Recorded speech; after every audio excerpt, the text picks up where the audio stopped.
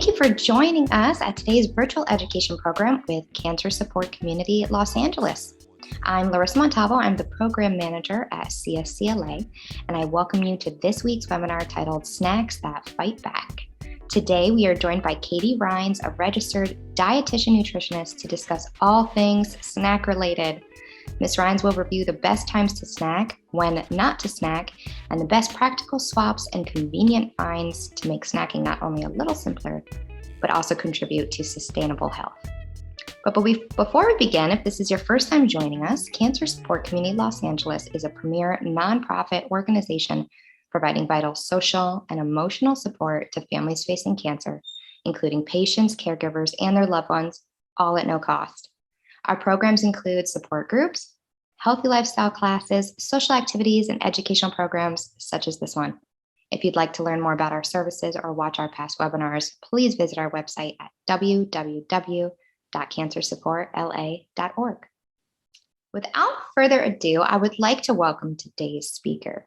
Katie Reines is a registered dietitian nutritionist with the Create Cures Foundation Clinic in Santa Monica, California. She's a published author of the Heart Disease Cookbook, as well as a certified vegan chef who provides educational cooking classes and food demonstrations for many audiences. She owns a private practice where she utilizes her experience with plant-based nutrition and disordered eating. Katie is also a food freedom and body image coach, and she helps young women transition to a plant-based lifestyle focusing on empowerment and health-promoting behaviors rather than weight. Welcome, Katie. Yay, thank you so much. I am so excited for this chat. Let me go ahead and share my screen and we will get started. So snacks that fight back. It is possible to eat snacks that are truly health promoting, that are truly going to help us prevent and maybe even reverse cancer and chronic disease down the road. So today we're going to learn more about that, how to make that happen, getting really excited about it and feel empowered around it.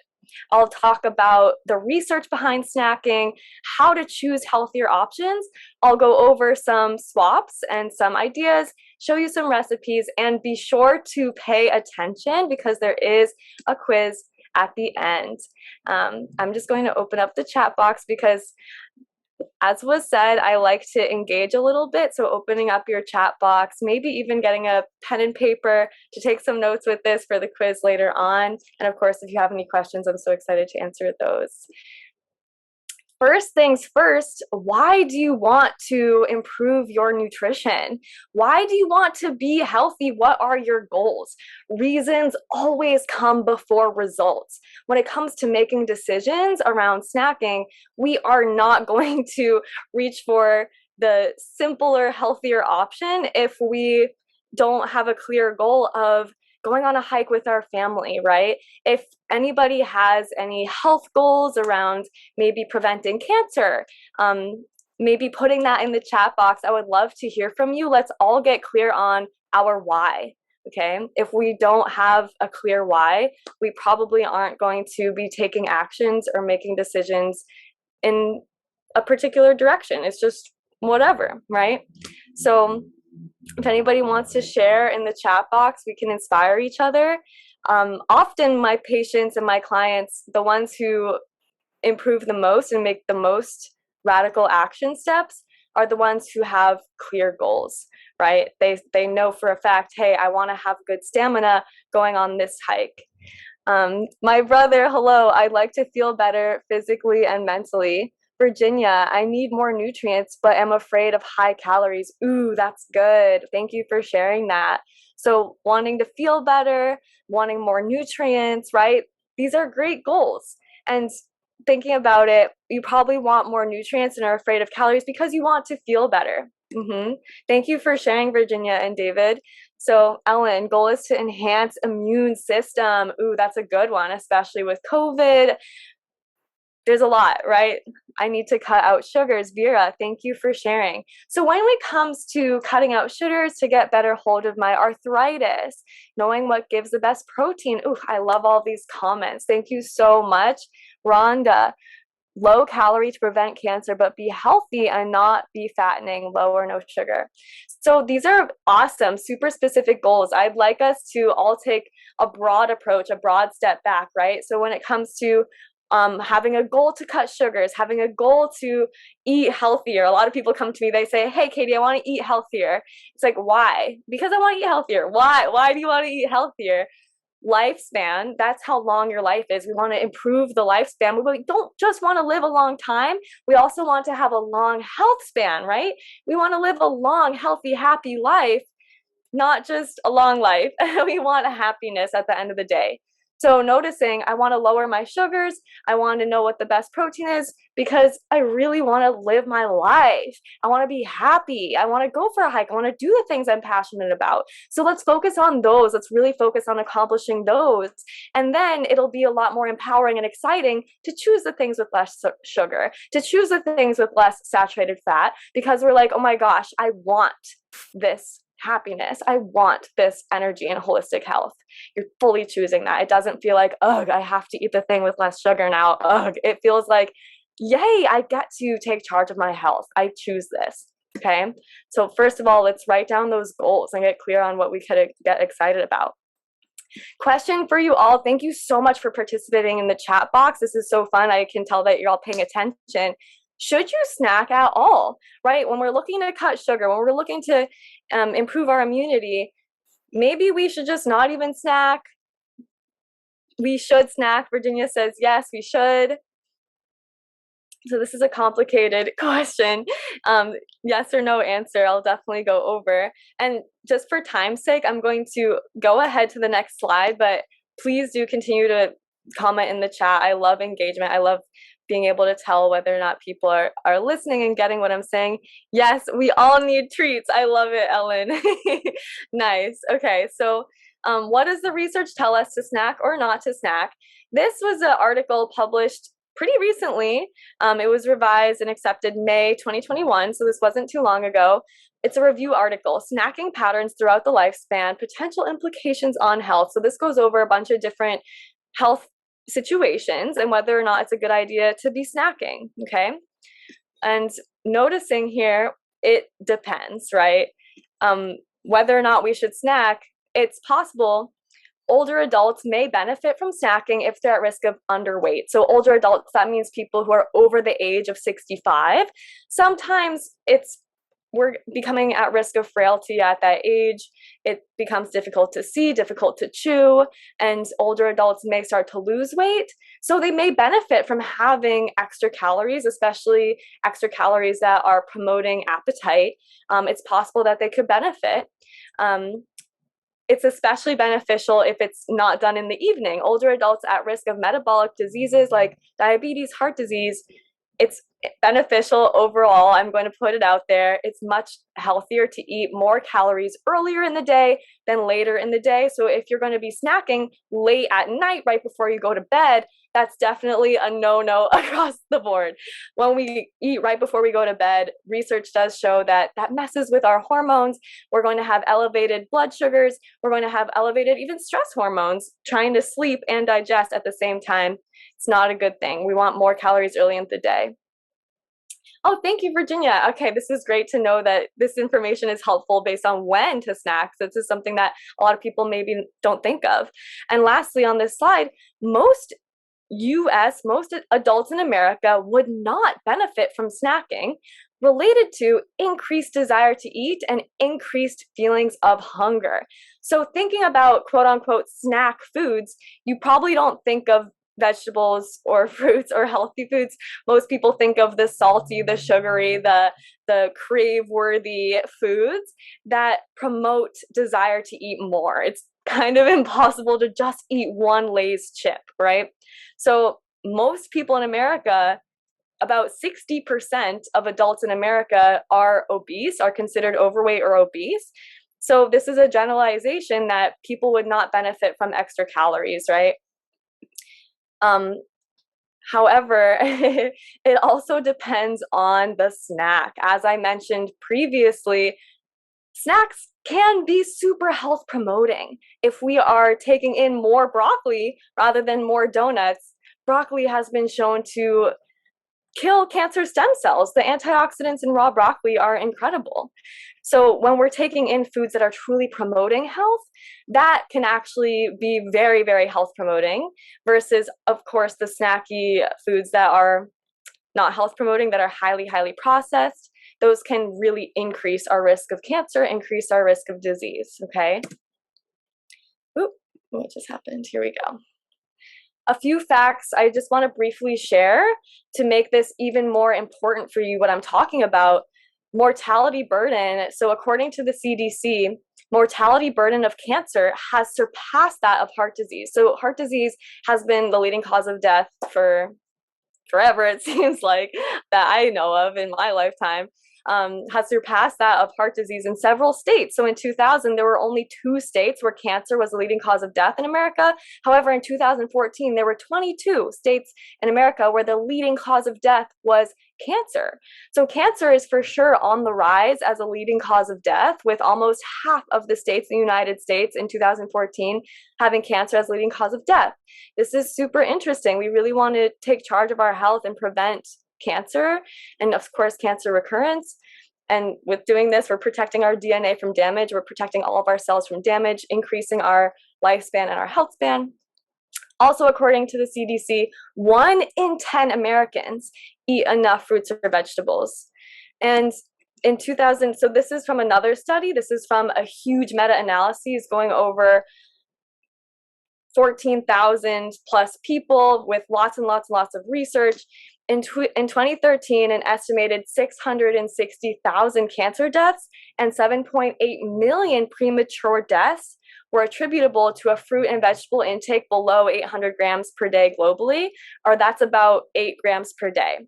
So this is saying that all of those cancer deaths in 2013 could have been prevented or reversed had these people been eating upwards of 8 servings of fruits and vegetables every day.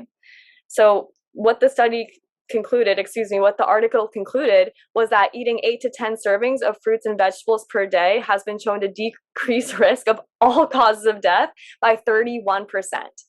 Decreasing risk of all causes of death by about a third by eating about 8 to 10 servings of fruits and vegetables.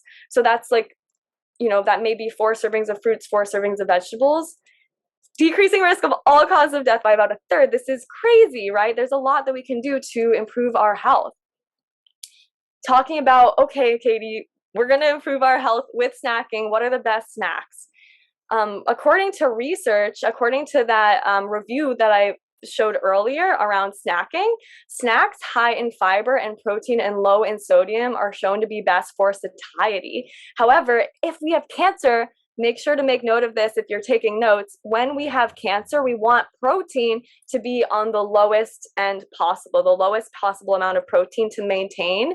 We do not want protein to be too high, because as we increase our protein in our diet, we increase growth factor. And what does increased growth factor lead to? Increased growth of cancer, especially if we're not combining that protein with sources of antioxidants, of phytochemicals, which is plant chemicals. If we're not combining that protein with protection of our DNA, often increased protein, especially from animal sources of protein, will for sure lead to an increased risk of cancer, especially cancer recurrence. So this is something that I have fun. Does increased protein also increase inflammation? It's definitely possible if that protein is not combined with antioxidants and phytochemicals. Thank you so much for that question, Michelle and Dave. If you could ask your question in the Q&A so that I can answer them later, would greatly appreciate it. But I love these questions. I love the people are paying attention. You're asking questions. I love it. And yeah, you would think that because I said it increases growth factor, does it also increase inflammation? Definitely, right? Red meat, processed meats, these are carcinogenic according to the World Health Organization. And they for sure increase inflammation if they're not combined with anti-inflammatories, right? Like those fruits and vegetables. So we want to keep that in mind. And that's why plant-based proteins are the best, because plant-based proteins already have so many antioxidant vitamins in them. They already have so many colors and fibers and pectins. And enzyme compounds in them that truly protect the DNA from damage, whereas protein found in animal products are combined with saturated fat and more disease promoting. There's no fiber in animal products, right? Also, I could talk forever. I'll talk about that in the Q&A later. Okay, I'm going to try to get through this. Best snacks: vegetables, nuts, and seeds, and plant-based yogurt. So yogurts have been shown to be amazing, especially plant-based, for reasons I mentioned a second ago around animal protein. Vegetables and nuts and seeds have been shown to really help with satiety. Keeping snacks around 300 calories or less and eating them earlier in the day. So larger portions of food at breakfast and or lunch may decrease hunger, right? Keeping that in mind. So when it comes to snacking, should we snack, should we not? Huge question, are you even hungry? In response to stress, adults are more likely to eat unhealthy snacks. Who in here has been so overwhelmed that you're just looking for some relief, right? You're looking for some sense of comfort, some sense of control. You just want to shove your hand in that bag of something salty and crunchy to just feel better. So when it comes to whether or not we want to snack, let's take a second to notice, how are we managing our stress? Where's our headspace at? And something I consistently always recommend to my patients and my clients, it's very common for my cancer patients to come in and say, hey, I know I did this to myself. I've just been so stressed, right? Working 80-hour work weeks, barely getting sleep, drinking all the coffee, and just being so stressed out. Of course, our body is not going to respond well when we're constantly in a state of stress. We're a lot more likely to snack on unhealthy foods. So primary food first. What is primary food? Primary food is what helps you feel joyful, what helps you feel at peace. What are you passionate about? This is truly your primary food. Make sure to take this in before you take in your secondary food, which is the actual food that we eat. Primary food, this is having a deep breath, having a conversation with a loved one, doing something you're passionate about. Maybe it's knitting, drawing, photography. What brings you joy? Do something to put a smile on your face, to feel a sense of relief before we go for that snack. Okay, how are you managing your stress? Very, very important. If we're stressed out, we don't want to be eating. Another thing that is very interesting that I really want to touch on is fasting and the benefits of fasting. So during an initial post-absorptive phase, which is after you eat, post-absorbing your food, which is about 6 hours after you eat, you begin to see metabolic benefit. Insulin-like growth factor 1 levels are directly related with cancer growth, and those go down after 6 hours, right? So if we finish a meal and then 6 hours go by, those growth factors that are so related to cancer growth, those start to decrease as we fast. So if you're super busy and you eat lunch at 11 a.m. and you're just like, should I go through the McDonald's drive-thru? Should I do something or like grab something quick? And you won't be able to eat dinner until like 7 p.m. and you're not at risk for being underweight and you're not pregnant, or, there are some nuances here that fasting is not a good idea. However, waiting those 6 to 7 hours between lunch and dinner, it's fine. You should be okay. Your body should get good at burning fat for fuel, right? Your body should be going into a place where it's able to decrease that insulin output, right? Making sure you're getting lower risk of things like diabetes and, of course, cancer, decreasing that growth factor. So the response of healthy cells to fasting evolutionarily conserved and confers cell protection, and at least in model organisms has been shown to increase lifespan and health span. So in times of starvation, in times when we're fasting, our healthy, strong DNA and cells become stronger, right? And the growth factor goes down. So we're a lot less likely to develop chronic disease when we practice fasting. So something that to make fasting actually sustainable is what is known as TRF, or time restricted feeding. Some people refer to this as intermittent fasting. I recommend a time restricted feeding window of 12 to 14 hours. So this is about what time is it when you have your last bite after dinner or after your dessert? What time is it? Make sure you wait at least 12 hours after dinner before you eat again in the morning for breakfast, right? If you finish your dinner at 7 p.m., you want to make sure to wait until 7:30 a.m. to eat breakfast, okay? And I noticed somebody in the chat box had said they've been fasting 15 to 16 hours between dinner. This is awesome. Dr. Walter Longo, who I work directly with in the clinic, he's a head leading researcher in longevity and the fasting mimicking approach in fasting. And we actually do not recommend upwards of 14 to 16 hours consistently of fasting, just because there is a potential for strain on the gallbladder issues, gallstones.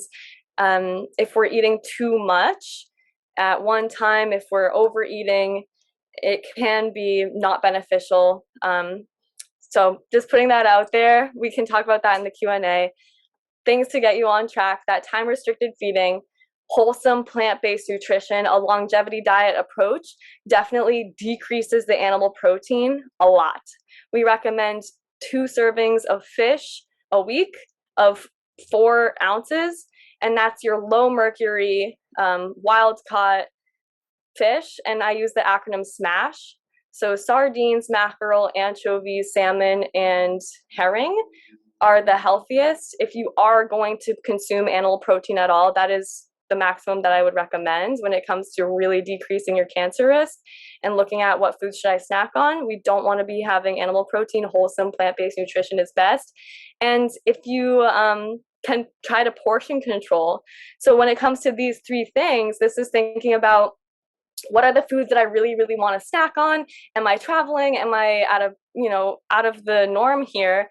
If we cannot practice time restricted feeding, if we cannot eat a wholesome plant-based diet, at least one thing we can do is control our portions a little bit, right?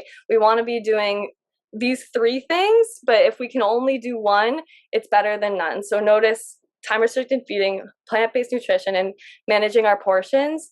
These are really, really great to get you on track with yeah. And especially because the most common snacks, looking at the most common snacks out there, top 25 snacks of 2019 to 2020, this was going over 7,000 interviews, showing that the number 1 snack in America was M&Ms. The top 3: M&Ms, Hershey's milk chocolate, and Reese's peanut butter cups. I was like, wow, no wonder we're so diseased, people. I mean, I love that the Quaker Oats was actually number 4. So there are some decent ones in there, like the nuts and the Cheerios, but top few snacks, of course, noticing, okay, am I stressed out? Am I looking for comfort? Probably. We're probably going to reach for the chocolatey, calorie dense, added sugar foods when we're underslept and overstressed. So let's first manage those and then look for really, really wholesome snacks. And yes, I did say fish is considered animal protein, definitely. So let's talk about some swaps, okay? Instead of M&Ms, we're going to look at berries. And instead of just having you memorize, okay, instead of this snack, have that snack. Instead of having this, have that. I really want to empower you to be able to decide on your own. And in 2020, there's a new and improved nutrition label. And I really want to help you navigate reading this label so that no matter what product you come up against, you can decide, is this a healthy option for me? And look and see if you can get a healthier snack. So a few things to note here. Notice the percent daily value. This is a really helpful tool for a lot of my patients and clients. So noticing 5% or less is low and 20% or more is high. That's one thing that you can take note of. Wow, this product is high in sodium, right? It's 20% sodium. So we don't want that. We want foods that are going to be lower in sodium. But the first thing we want to do is look at this serving size. The entire nutrition facts label, it reflects on the serving size. Have you ever eaten an entire bag of something and been like, oh no, there were 4 servings in here, right? We really want to look at that first, and everything else will reflect off of that, okay? And also, when it comes to calories, it is based on a 2,000 calorie diet. I don't want to get in the nuances too much with this. Oh, did I accidentally go backwards? let me see. Here we go. So percent daily value, we want to look for the 20% or more means high, and 5% or low means low in a nutrient.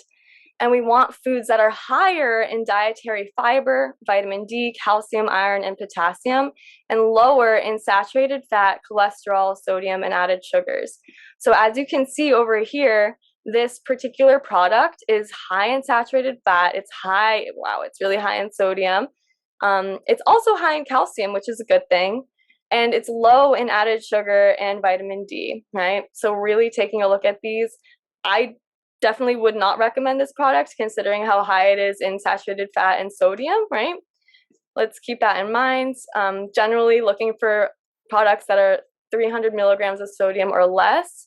And also fiber does negate a glucose spike from carbohydrate. So looking for a carbohydrate to fiber ratio of 5:1 or less is a little tool to help you see if this food is going to be beneficial for your blood sugar control.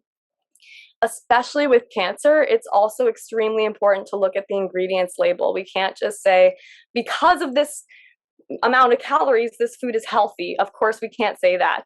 So looking at the ingredients label, the first ingredient is what the product is made mostly of. It's by weight, the order the ingredients is listed in. So don't forget to read the ingredients.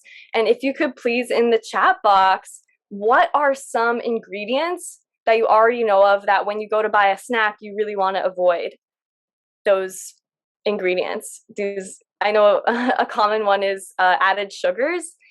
Most people know that they don't want to be eating added sugars. Good, yeah, Virginia, high fructose corn sugar, corn syrup. That's, if you see that on the label, it's a no-no, right? That's directly related to diabetes, inflammation, right? High fructose corn syrup is definitely not something we want to be taking in, as well as like aspartame and the fake sweeteners have really been shown to exacerbate inflammation and cancer.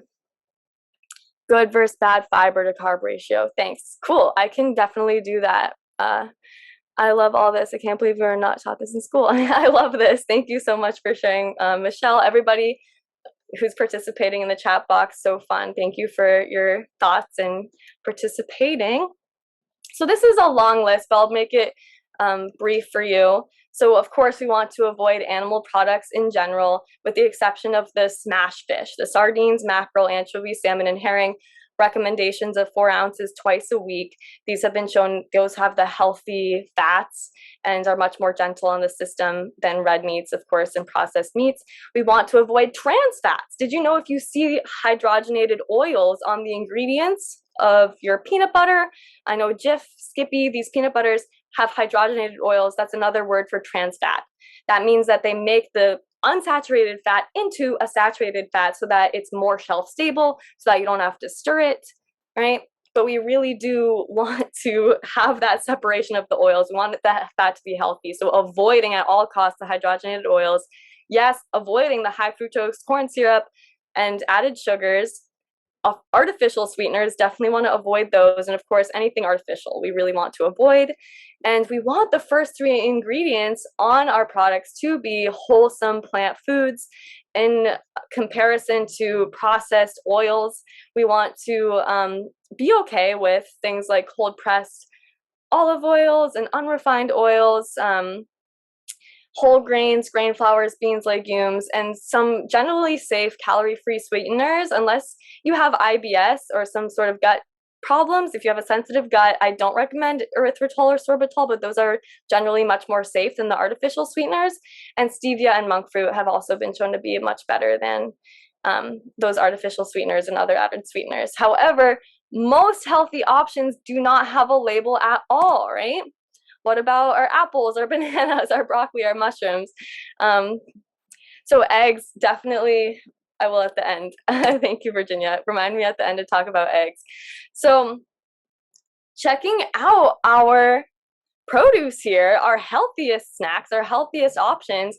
When it comes to cancer, extremely important that our foods are organic. We want to avoid as many chemicals as possible. We do not want to be having chemicals on our foods, especially foods that we don't peel away the skin.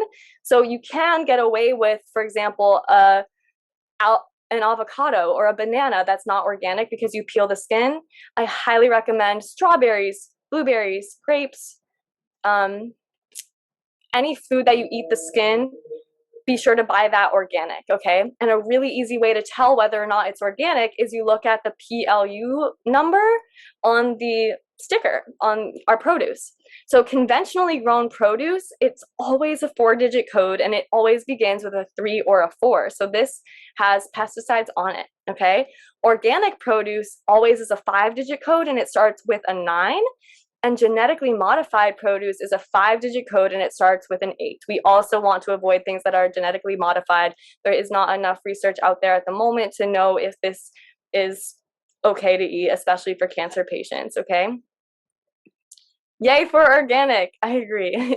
So the number one snack in America, M&Ms. Let's take a look at, okay, I compared a cup to a cup. So a cup is kind of a lot of M&Ms to be eating. Of course, that's a lot of calories. That's a lot of saturated fat, total fat, a lot of added sugars here, 132.5 grams of sugar. That's a lot of sugar, okay? This is definitely not health promoting at all. And I wish I included the ingredients label on here because of course there's gonna be red colors, blue, all of the artificial colors, all of the, yeah. So we don't wanna be eating M&Ms.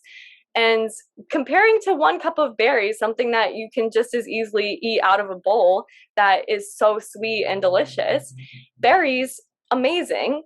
It's, you know, barely any source of there's literally no detectable fat in these berries. And I wish I could include the ingredients showing all of the antioxidants, all of the phytochemicals and pectins. The pectin fiber in blueberries is absolutely magical and amazing that unfortunately is not on the label. You can't see that. Okay, so something about berries, so cool. I highly recommend everybody go check out nutritionfacts.org. He goes over this research study and I just want to briefly share with you. Raspberries have been shown to cut cancer growth in half. Strawberries blocked cancer growth by almost 75%. And the higher the strawberry dose, the more cancer was inhibited. At every single concentration and in every single variety, organic is more beneficial than conventional, especially with berries, right? Because we're eating the skin of the berries. And this is for both human colon cancer cells as well as breast cancer cells. So I don't want to spend too much time going over all of this research, but so incredible, the antioxidants in these berries versus M&Ms that are really going to exacerbate our disease. Berries are truly protective. And they're so sweet and delicious, like candy. Okay. And let's take a look at this when it comes to just even thinking about the ingredients on these products, let alone the amount of sodium, the amount of artificial colors and flavors and additives in Lay's, chips, and Doritos. And of course, these are truly going to exacerbate our desire to want more. These foods are truly designed to make us crave more versus sticking our hand in a bag of baby bell peppers. I love the sugar snap peas, baby carrots. That, look at these colors, these natural colors in the bell peppers, the carrots, the sugar snap peas. Did you know that the orange color in carrots, the beta carotene, it converts to vitamin A, and vitamin A has been shown to be so beneficial for eye health, for skin health. It helps with skin turnover. It's that fat soluble vitamin that really does help with our skin. Our green sugar snap peas, that color green, it's so, it builds our blood, right? Chlorophyll, did you know it's the same chemical structure as heme in our blood? And it does help with oxygen transport. So it's going to help us. And there's a magnesium in there. Everything that you see that's green, there's magnesium. And magnesium helps with muscle cramps. It helps with relaxation. It helps with digestion. There's so many minerals and vitamins and antioxidants that are not on the nutrition facts label or on the ingredients label of these 3 vegetable snacks, unfortunately, right? So you're probably not aware of how amazing they truly are for you, how truly cancer protective they are for you. And looking at the Lay's and Doritos, truly not going to be health promoting. Blackberries are amazing. Blackberries, Virginia, are amazing. And blueberries as well. Those dark purple, blue colors, they've been shown to be protective of Alzheimer's and protecting our brain health as well. Yeah, blackberries are incredible. I recommend all berries, especially those ones with the dark colors. So here we go. Let's go over this a little bit. I know I had a question about the fiber ratio. So taking a look at the one on the left, this carbohydrate to dietary fiber ratio is 22 to 2. I recommend a ratio of 5 to 1 or less. This is a ratio of 11 grams of carbohydrate to 1 gram of fiber. I know that's a lot of math. I can go over that at the end. But 11 grams of carbohydrate to 1 gram of fiber, that is too much carbohydrate. That means that there's definitely added sugars in there. They processed that plant, they processed that grain so much that there's not enough fiber in there, and that's going to cause a blood sugar spike. That's going to cause inflammation. Okay, so that's why I recommend more fiber. Whereas on the other side, please repeat that healthy ratio. So the healthy ratio is 5 to 1 in general. It can be a 7 to 1, especially looking at the ingredients. So let's look at this one. What's 28 divided by 4? So that's a 7 to 1, right? So that's going to be a lot better, right? Because 28 divided by, or 4, you could say like, yeah, if you divide 28 by 4, it's 7. So that's a ratio of 7 to 1. That's a little confusing. I'll go over that in the Q&A, but we want around 5 to 1 or less. 7 to 1 is definitely better than 11 to 1. So it looks like the product on the right is going to be more health promoting than the product on the left, even though the product on the right has more calories, which a lot of people are like, isn't less calories always better? Definitely no. Let's look at the ingredients.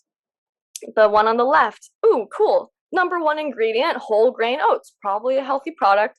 Uh-oh, the second ingredient is sugar. This product could be 51% whole grain oats and 49% white sugar, right? You don't know. We've got corn syrup, we've got dextrose, salt, gelatin, yellow number 5 and 6, and red 40, blue 1, natural and artificial flavor. Anytime we see colors and artificial flavors, and of course the corn syrup, this is definitely an inflammation promoting, DNA damaging, aging product. This product is going to age us more quickly, okay? Versus the product on the right, sure, it has some more calories, about 40 more calories per serving. We've got organic whole grain rolled oats, organic flaxseed, flax, amazing. Flax has those healthy omegas, good for your brain, good for your heart. Definitely a better carbohydrate to fiber ratio. There's more protein in there. Okay, so there's one way to see.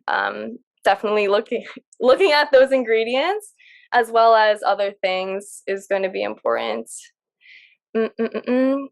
Here's another one.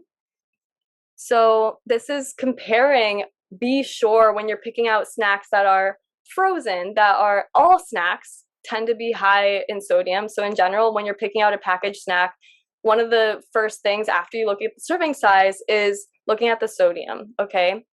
The product on the right has 460 milligrams of sodium versus the product on the left only has 35 milligrams of sodium. I'm pretty sure this is like a marinara sauce, but I just really wanted to show you, they may look like great products, but one, yeah, is obviously higher in sodium. And in general, rule of thumb, eat not too much, mostly plants. So Michael Pollan said this, and I think that's a great thing to think about when it comes to looking at ingredients. Another thing I want to share, especially for cancer patients, avoiding at all costs overcooked, burned, or blackened foods, genetically modified organisms, foods that are fried, highly processed, high in sodium, so that means over 20%, right, of your daily value for sodium. Avoiding those frozen meals, processed snacks, avoiding white sugar, white flour, fruit juice, alcohol, cigarettes. These are truly going to damage our DNA. Those blackened and burned foods are carcinogenic. And yeah, avoiding meat and animal products and eggs as well. Yes, high biologic value protein in eggs also really increases growth factor, which we don't want growth of cancer. We don't want high growth factor as an adult, okay? Include foods cooked using moist heat cooking methods. So an easy way to think of this is like crackers and bread versus pasta or boiled quinoa. Eat your water. It's so important to stay hydrated. Our body is mostly water. We need water to make every reaction happen. If we're only eating dehydrated foods, dried snacks, this is dehydrating, right? This is causing constipation. We want to look for foods with a moist heat cooking method, okay? Foods that are naturally rich in water. Certified organic foods, of course, instead of fried foods, it's a lot better to eat things that are baked, grilled, or steamed, or boiled, much better than frying. Looking for whole grains and natural sugars coming from whole fruit rather than added sugars, making sure cans are BPA free, things are low in sodium, and we can include frozen vegetables, and frozen berries are totally fine. Frozen vegetables and berries are actually picked at peak ripeness. So they may have more nutrition in them than something fresh that's just been sitting in your fridge for a long time, okay? Woo! Let's see how we're doing on time. So I'm gonna kind of buzz through this. I wanna have enough time for Q&A at the end. I'm briefly going to go through some healthy recipes. So here's a great snack that is really quick. I actually just traveled. I just flew from Los Angeles to Boston, and I have with me a almond bag that has some almonds, and I mixed it with a bunch of chia seeds and some unsweetened plain vegan protein powder, because I do muscle condition and I'm really young, and older adults who are over 65 who are needing more protein may benefit from protein powder. So that's why I did include protein powder in this recipe. However, if we currently have cancer, if we're at risk of cancer recurrence, I definitely would say remove the protein powder, but this is such an easy thing. You can also add oats to this, mixing the yogurt, and you can also use just almond milk. The chia seeds swell up and it's so awesome, the amount of fiber that's in there. So yeah, and you can all get this if you want this recipe. I can send you the PDF. This recipe will be included in the PDF, or maybe take a screenshot or take a photo on your phone. But it's got those blueberries in there. Of course, any kind of yogurt, I recommend plant-based, but that's going to have great probiotics to help with our immunity, to help with our gut, to help with our digestion. So this is an overall incredible snack. And then secondly, I provided a recipe for a collard wrap. And what's awesome about this, well, obviously this is just like a ton of veggies. Broccoli sprouts are the best source of that cancer fighting. It's called sulforaphane, the compound that's been directly shown to kill breast cancer stem cells. Broccoli sprouts are the best for that. So I highly recommend my cancer patients eating raw broccoli, broccoli sprouts. This is medicine. Of course, collard greens, the top source of plant-based calcium, and broccoli. So collard greens, really, really rich in minerals and nutrition. This is one of my favorite things ever. I highly recommend. And if you don't use a collard wrap, maybe using a nori sheet, or even a spinach wrap, something like that. But that might turn it into more of a actual meal. This little snack, really fun. Hopefully this gives some inspiration. And then lastly, a pop. Broccoli sprouts can be immunocompromised patients. Interesting. We'll talk about this. So last recipe I want to share with you is a popcorn trail mix. So it's nice to snack on especially walnuts. Walnuts are a great source of omega-3s, which are the precursor to DHA, the most abundant fatty acid in our brain. DHA is the reason why fish is so healthy, is the reason why we want people to take fish oil. It's for that DHA. Walnuts are a great source of omega-3s. That's a precursor for DHA. And this is just a fun recipe to combine popcorn with some nuts, it tastes cheesy, some nutritional yeast, and some roasted chickpeas. So that's a great source of fiber and protein. And that's like really, really fun to have in a container, have in a bag, and have snacks of that. Okay. So, I'm not going to go over this in just with time in mind. Okay, so opening up the chats, is it better to snack earlier in the day or later? Earlier. Nice, good, awesome. Michelle, Virginia, Rhonda saying earlier, perfect. What population might benefit from more snacking and slightly higher protein? Do you know? Thank you, Vera. Thank you, Nesreen. Do you know what population might benefit from more snacking? Yeah, older people. So people over the age of 65. Yep.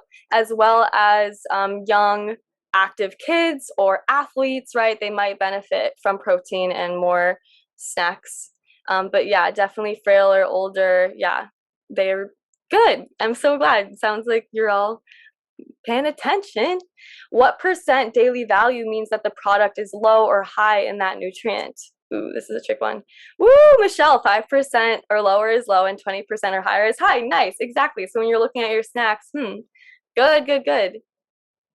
What are 3 nutrients on the label we want 5% or less of, or do we want to avoid? This is also a tricky one. When we're looking at those nutrition facts labels, do we want foods that are low in fiber or do we want foods that are low in, nice, yeah, we want foods that are low in sodium, we want foods that are low in saturated fat, sugar, perfect, sugar, added sodium, or excuse me, added sugar, sodium, saturated fat, beautiful, good job. And then lastly, why is it important to increase our fruit and vegetable intake? What's the point of eating more fruits and vegetables? Yeah, to live healthier and longer. Yeah, there's a lot of research proving, yeah, to lower carcinogens. Exactly. Good, good, good, good. To prevent cancer. Yeah. And I hope that after this demonstration, after this talk today, that was made more clear to you the importance of this and help you feel really, really excited about this, that you truly, truly can provide yourself some medicine in the form of carrots, right? In the form of sugar snap peas or berries. These foods can truly prevent cancer rather than exacerbating your risk. Please repeat what you said about the eggs being bad. Yes, yes, yes. So we've got a lot of questions.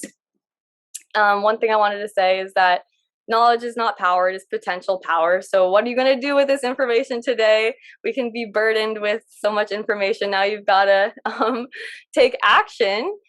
And yeah, excuse me, ask in the Q&A box. I know it says to ask in the chat box, but I think that Larissa is going to help me out a little bit with the Q&A, and I'm going to stop my screen share. Thank you so much, Katie. This is such amazing information. I think so many questions that so many of us had so many times. So I thank you for being here and for sharing this information.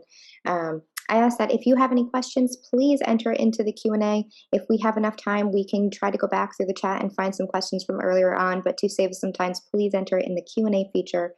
The first question that I did see that I will address is someone asked if we can have access to the PowerPoint. Katie has wonderfully given us permission to share a PDF version of her PowerPoint. If you would like a copy of it, please email info@cancersupportla.org. I'm also going to be dropping that into the chat room right now.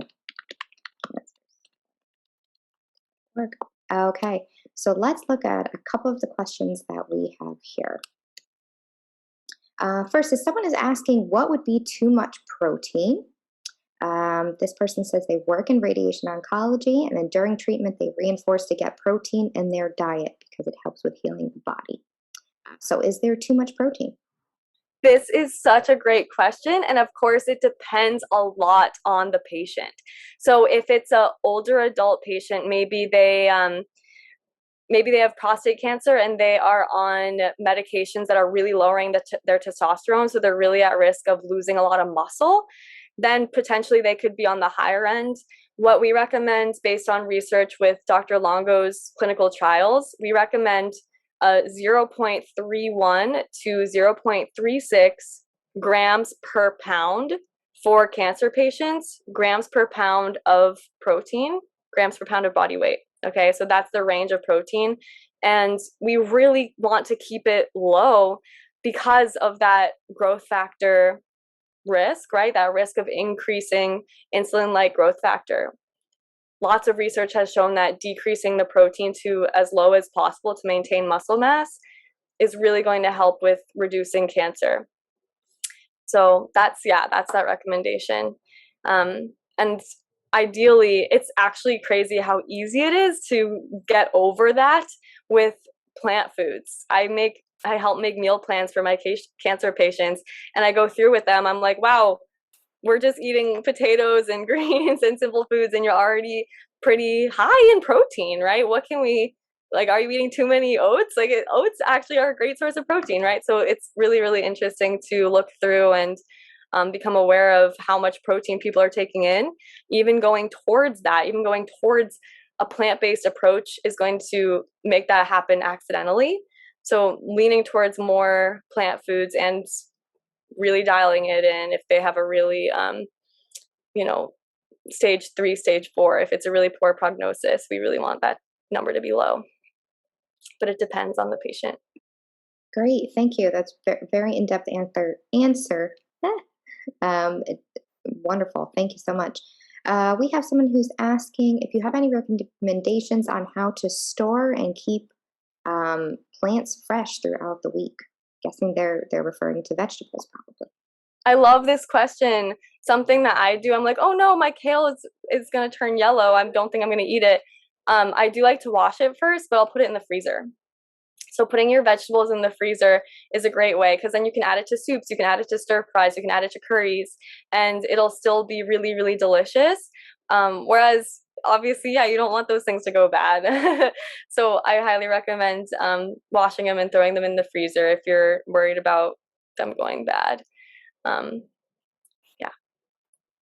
Wonderful, thank you. Okay, our next question here is, does avoiding blackened food include things like grilled cauliflower? Great question. Grilled cauliflower, if that's black, definitely a lot better than blackened meat, for sure. So cauliflower it depends what you're comparing it to. I can't really say across the board that one food is specifically unhealthy unless I'm comparing it to something else. So compared to meat, it's a lot better.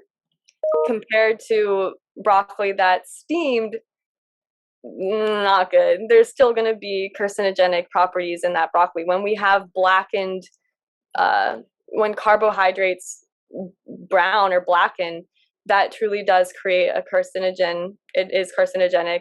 So like blackened toast, avoiding that. We don't want to blacken our foods, including our cauliflower.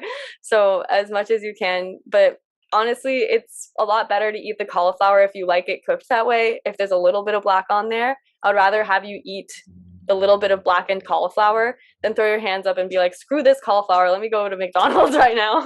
You know what I mean? Like, it's a lot better to eat the cauliflower with a little bit of black. The benefit outweighs the risk in that situation. I'm getting very hungry with this talk. Thank you. Okay, we have two people who are asking about questions in here. I'm sorry. Plant-based yogurt. Someone is asking, where do we find it? And another person is asking if you know of a good plant-based yogurt that isn't made of soy. I love this. Okay. There should be at Whole Foods, at any health food store, there should be at least one cashew yogurt, almond yogurt, soy yogurt. There's so many different types of yogurt. My personal favorite is from the brand Lava, Lavva. This yogurt is made from coconut and pili nut. I interviewed the founder of this company on my podcast. The founder, her name's Elizabeth Fisher. She had cancer. She had ovarian cyst. I think it was it uterine or ovarian? She had cancer. And in her process of preventing and reversing her prognosis, she transitioned to a plant-based diet and was making these like yogurt things, and they were so delicious, and was sharing them with her friends that she created this product, the Lava yogurt. And that should be at every Whole Foods in America. That should be available. That's my personal favorite. It doesn't have any added sugars. It's really nice to have products from people who had a history of cancer Those are my favorite products. They're the healthiest, most clean, most reliably well sourced products. So I can be confident in recommending the lava. But there's a lot of other good ones too, like Forager, I know has cashew yogurt, and Kite Hill is another brand. I think that it's true that the silk soy yogurt is probably the most widely available. And soy, a lot of people are afraid of soy. Most of the time, especially with breast cancer, soy is actually very beneficial. The isoflavones in soy, if you look at populations that eat the most soy, they have the lowest risk of breast cancer. So breast cancer is estrogen related cancer, and the phytoestrogens in soy have been shown to scavenge excess estrogen. Whereas when we're taking in dairy, when we're taking in animal foods, these do have estrogens in them. These do have hormones in them that are going to increase our estrogen and increase our risk of breast cancer. So we don't want to drink dairy milk. We don't want to have dairy yogurt. It's going to be a lot better to have a soy-based yogurt than a dairy-based yogurt. Yeah. Great. Thank you. Lava. We'll have to look out for that at Whole Foods. Okay, we have a couple people here who have been asking about portion sizes. What is considered a serving of fruit and a serving of vegetables? Is it 1 cup? Great question. Yeah, a serving of fruit is in general 1 cup. If it's dried fruit, it's only 1/4 of a cup. Some super juicy fruits you can get away with a little bit more, like with melons, it's a little bit more. But about 1 cup, or like a medium-sized apple, is a serving of fruit. And then when it comes to vegetables, a serving is a 1/2 cup cooked or a whole cup raw. And I wish I put a slide of those bags that seem like family-sized bags of greens. Often it says 1.5 servings in the serving sizes. Like, a lot of people, that bag maybe lasts the whole week. Whereas, oh my gosh, that nutrition is actually, I got to eat the whole bag. So you may not realize that a serving is a little bit more. And you may actually think, oh, it's really easy to get in like 2 or 3 cups of cooked vegetables. That's a lot of servings if it's cooked. You can, if you've ever done the disappearing act of like a mountain of spinach on the pan, and then you cook it and it all of a sudden becomes like nothing. So it cooks down a lot, and that's why it's a lot smaller for cooked vegetables. The what counts as a serving. I didn't actually know that. Thank you. That's wonderful. Okay. Just to let everyone know, we're going to go for about 5 more minutes here of questions. We have a lot of questions, so we may not get to your question today, but just a reminder that this talk is being recorded. It will be up on our video library in just a couple weeks. It is also being streamed right now on our Facebook. So if you want to go to Cancer Support Community Los Angeles and take a look at this video, you can rewatch some of the wonderful slides that Katie shared with us today. And again, a PowerPoint PDF version is also available if you email info@cancersupportla.org. But okay, let's jump back into some more of these questions that we have here.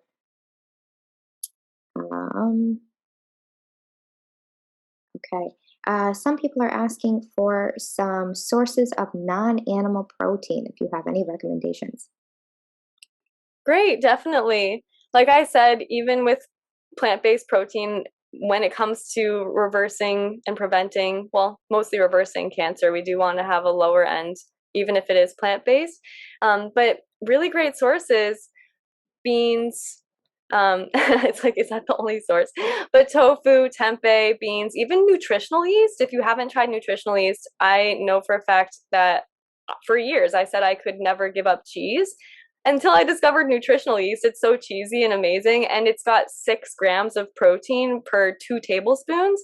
Also seeds like hemp seeds and the chia seeds that were on that recipe. So chia seeds, that's about 10 grams of protein for 2 to 3 tablespoons, which is really, really easy to get enough protein if you're combining that throughout the day with beans, seeds, even vegetables.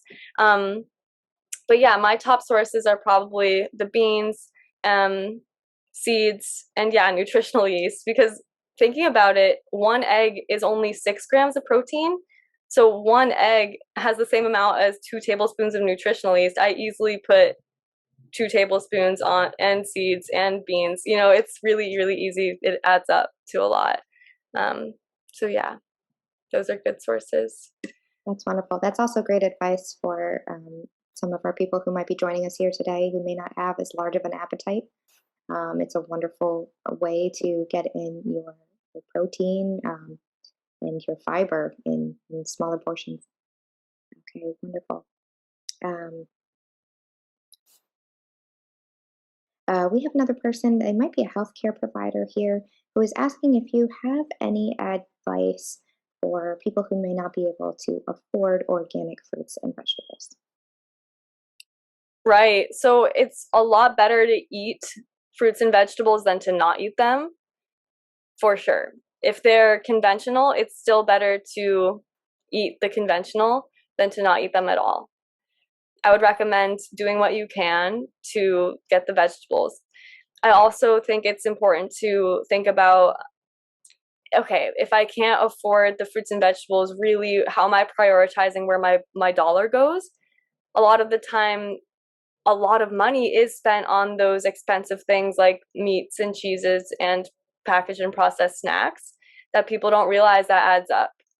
It's very, very healthy and cheap to have things like potatoes, lentils, rice, frozen vegetables from Costco. You can get a big bag of frozen vegetables.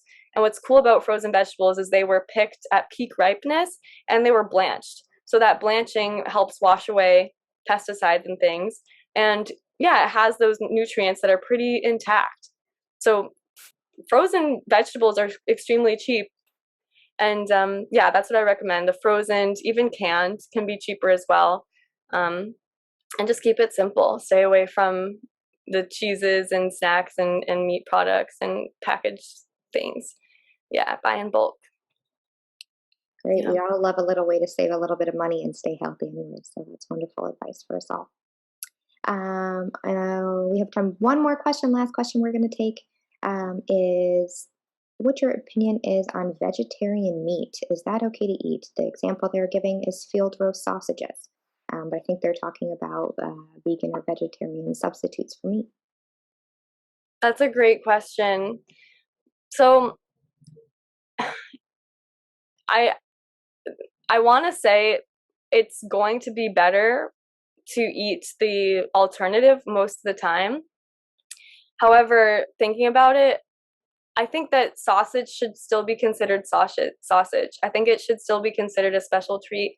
I think that back in the day when there weren't all of these like vegan donuts and vegan sausages and things, a plant-based diet was much easier to be healthy. I think a lot of people think, oh, it's vegan, oh, it's gluten-free, it must be so healthy, and then they eat the donuts and they eat the sausages, and not all products are created equal, right? I've seen wonderful, just going through what you learned today around looking at the sodium, right? Looking at the saturated fat, those things can still be extremely, extremely high in plant-based burgers, in plant-based sausage. I think that in general, there is going to be probably more fiber. There's probably going to be antioxidants, right? There's probably going to be a little bit more health benefit for sure from the plant-based sausage versus the animal-based one. Like the plant-based sausage probably has some veggies mixed in there, maybe it has some beans mixed in there, versus the animal-based one probably doesn't have any healthy fats really, or yeah. It's still going to be a packaged processed food. It's probably still going to be high in sodium, so I won't recommend that as like a daily health food. However, it's something really fun as a special treat, maybe like on a Sunday breakfast or something, or yeah, if you're doing a cookout, to have your vegetarian option. I think that's awesome to be able to like live holistically and experience your life in a way that's a little bit healthier. But I'm not going to go out there and say like, yes, vegan sausage, eat that all the time. Yeah. Okay. I hope that makes sense. Absolutely. Thank you so much. That is unfortunately all the time that we have for today. But this has been such a wonderful and information-packed webinar. Thank you so much for being here with us today, Katie. We are excited to have this up on our virtual library. I'm going to be posting our website in the chat now if you are new to us and would like to check it out. We have a whole library of past webinars on there, and this one will be joining that as well. Great. And I do want to provide my email. I'm going to post it in the chat right now. It's kreines@createcures.org. I know I had a lot of questions thrown at me throughout that I really want to help with and answer all of your questions. So my email is in the chat box right now. It's KREINES@createcures.org. Yeah, I would love to help however I can. So, and I can for sure send the PDF. Yeah. Wonderful. Thank you so much. And thank you to all of you for joining us here today. And we hope to see you again soon. Thank you. Eat your fruits and veggies, everybody.